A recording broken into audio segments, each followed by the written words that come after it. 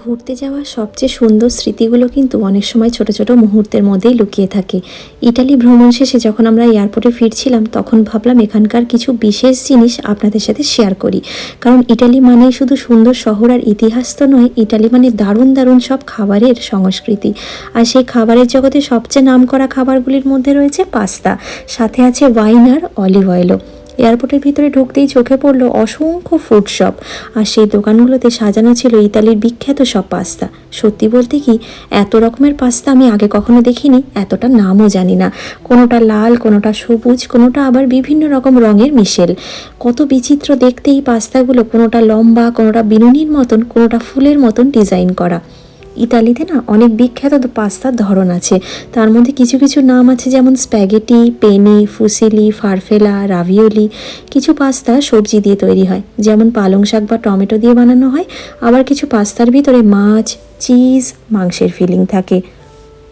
কিছু পাস্তা আবার আগেই মশলা দিয়ে প্রস্তুত করা থাকে।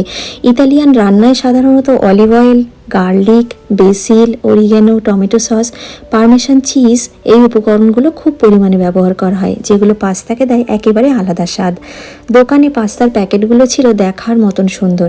এক একটা প্যাকেট এমনভাবে ডিজাইন করা যে চাইলে খুব সহজেই কাউকে উপহার হিসাবেও আপনি দিতে পারবেন। দামের ক্ষেত্রেও ছিল অনেক ভিন্নতা। কিছু পাস্তা বেশ সাশ্রয়ী, কিছু প্রিমিয়াম পাস্তার দাম তুলনামূলকভাবে অনেক বেশি।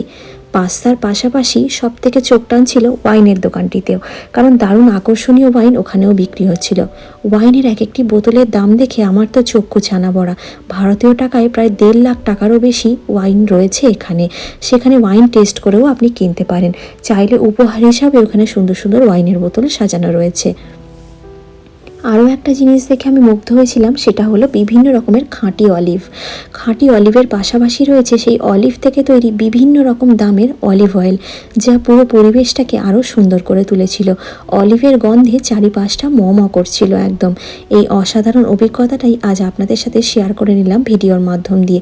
ইতালি ভ্রমণের আরও অনেক ছোট ছোট ভিডিও আপনাদের সঙ্গে শেয়ার করা বাকি, আগামীতে তা অবশ্যই করব।